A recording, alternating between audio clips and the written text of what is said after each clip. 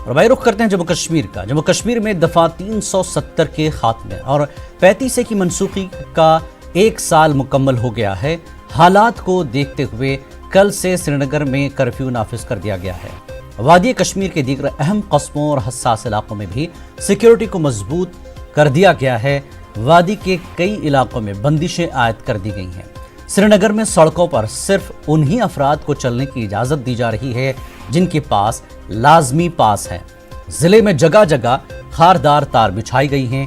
कई मकामात पर रुकावटें खड़ी कर दी गई हैं। वादी में बीजेपी लीडरान 370 की मनसूखी के 1 साल मुकम्मल होने पर तिरंगा लहराएंगे। वहीं कांग्रेस ने ऑनलाइन मुहिम की शुरुआत करते हुए रियासत के अवाम और नौजवानों से अपील की है कि खुसूसी दर्जा खत्म होने के असरात पर इजहार ख्याल करें।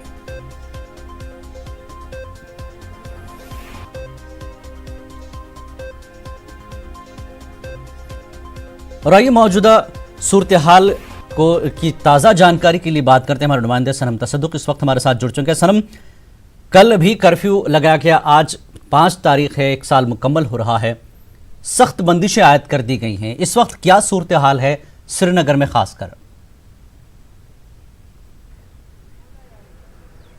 जी जिलानी, अगर हम बात करें जो कल से परसों शाम को जो एक ऑर्डर आया था जिसमें 4 और 5 तारीख को कर्फ्यू नाफिज कर दिया गया था। हालांकि कल शाम को आज के लिए कर्फ्यू हटा दिया गया था, लेकिन यहाँ पे आप देख सकते हैं कि किस तरह की बंदिशें आज भी यहाँ पे, और हमें जो यहाँ तक पहुँचने में काफ़ी दिक्कतों का सामना करना पड़ा और जगह जगह पे रोक के यहाँ पे जो नाके लगाए गए हैं वहाँ पे कर्फ्यू पासेस के लिए पूछा जा रहा है और कर्फ्यू पासेस मांगे जा रहे हैं। हालांकि हमने भी उनसे कहा कि जो कल ऑर्डर आया है कि सिर्फ यहाँ पे की रिस्ट्रिक्शंस है, लेकिन यहाँ पे जो ये मांग सिर्फ कर्फ्यू पासेस ही मांगे जा रहे हैं। और वहीं अगर हम बात करें जो आज 1 साल मुकम्मल हो गया है और 1 साल मुकम्मल होने पे यहाँ पे कहीं जो पार्टीज़ है उनके प्रोग्राम्स हैं। अगर हम बीजेपी की बात करें तो उन पार्टी हेडक्वार्टर पे यहाँ पे एक सेलिब्रेशंस 11 बजे होना है। और वहीं अगर हम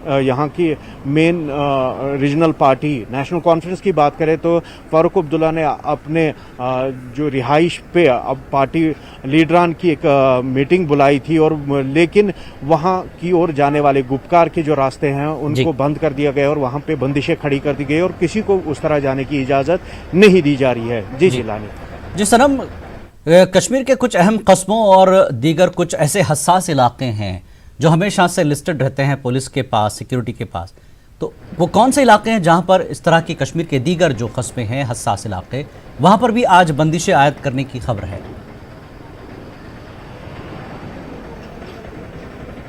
जी बिल्कुल, अगर हम बात करें जो कश्मीर के कहीं जो अजला है और जिनमें कुलगाम की हम बात करें, अनंतनाग की बात करें और शोपियां जो सबसे ज़्यादा हसास एरिया है, या फिर त्राल कस्बा है, पुलवामा है, या फिर अगर हम श्रीनगर की बात करें तो श्रीनगर का जो पुराना शहर का इलाका है और जो काफ़ी हसास इलाका है। और यहाँ पे जब भी कोई इस तरह की सिचुएशन होती है तो उस टाइम पे वहाँ पे जो बंदिशें हैं उनको सख्त किया जाता है। और आज भी अगर हम बात करें जहाँ पे अभी हम खड़े हैं और यहाँ पे जो आगे रास्ता जा रहा है, ये रास्ता एक साइड से यहाँ जो मुगल गार्डन्स की ओर जा रहा है, जो निशात शालीमार और हरवन का इलाका पड़ता है, और जो सीध में रास्ता जाता है वो डाउनटाउन जो पुराना शहर है, पुराने शहर की ओर रास्ता जा रहा है। और वहाँ अगर हम बात करें जो पुराना शहर की ओर जाने वाले रास्ते जहाँ जितने भी है वहाँ पे कड़ी जो सिक्योरिटी है वो रखी गई है। और वहाँ पे किसी जो भी गाड़ियाँ आ रही हैं या जा रही हैं या लोग जा रहे हैं,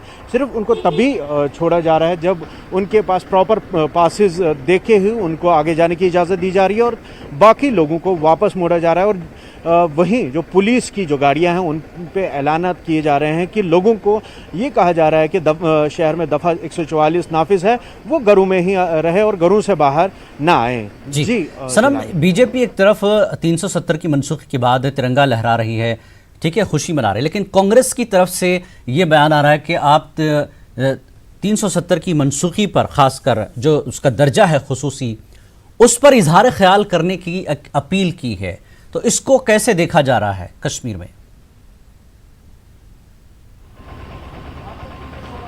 जी देखिए, यहाँ पे अगर हम बात करें जो यहाँ पे अभी आज जो तिरंगा लहराया जा रहा है। और वहीं यहाँ पे जो अगर हमारी बात यहाँ पे पिछले 2-3 दिनों से लोगों से हो रही है, उनका यही कहना है कि जो डेमोक्रेटिकली चीज़ें हो सकती थी वो नहीं हुई है, और जो लीगली चीज़ें होनी चाहिए उनको भी अभी ये दफ़ा 370 का जो मामला है वो ज़ेर समात है। और इस तरह की जो अभी चीज़ें नहीं होनी चाहिए थी, क्योंकि सुप्रीम कोर्ट में मामला अभी है और वहाँ से क्या कुछ सामने आता है उसके बाद ही उस पर इस तरह के जो जश्न या बाकी चीज़ें होनी चाहिए थी। लेकिन वही यहाँ पे जैसे पीडीपी का जो मीटिंग हुआ था, उनका ये कहना है कि सियासी इंतकामगिरी है, उससे काम लिया जा रहा है। नेशनल कॉन्फ्रेंस इस चीज़ को मुस्तरद कर रही है, कांग्रेस भी पहले से ही अपोज करती रही है, और उनका ये कहना है कि कश्मीर को मुल्क के साथ जोड़ने का काम ये दफ़ा 370 और 35A करता रहा है। और इसमें उनका ये कहना है कि ये मुल्क मुखालिफ कानून नहीं था जिसे हटाया जाना था, बल्कि एक वो वादा था जो यहाँ पे कश्मीरियों के साथ किया गया था, और उसको निभाने की कोशिश करनी चाहिए थी और उसको मज़ीद जो मजबूत करने की ज़रूरत थी, लेकिन वैसा नहीं किया गया। लेकिन अगर हम कांग्रेस की बात करें तो कांग्रेस इस तरह की बयानबाजी तो कर रही है, लेकिन अगर हम बात करें तो पिछले 70 सालों में जो मरहलावार तरीके से इस 370 को कांग्रेस के दौर में ही कमज़ोर किया गया। जी बहुत बहुत शुक्रिया सनम इस पूरी जानकारी के लिए। बहरहाल आज कर्फ्यू नाफिज है, सख्ती से अमलाया जा रहा है।